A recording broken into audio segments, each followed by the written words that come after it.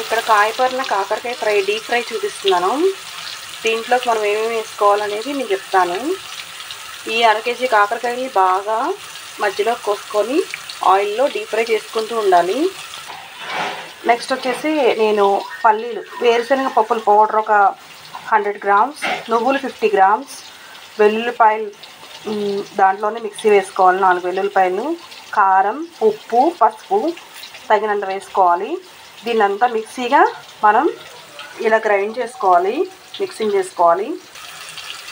ఇలా బాగా రెడ్ కలర్లో వచ్చిన తర్వాత కాకరకాయలు మనం పేస్ట్ చేసుకున్న కారం, ఉప్పు అవన్నీ ఉన్నాయి కదా, వేరుశనగ పప్పులు, నువ్వుల పొడి దీంట్లో వేసుకొని మిక్సింగ్ చేసుకోవాలి.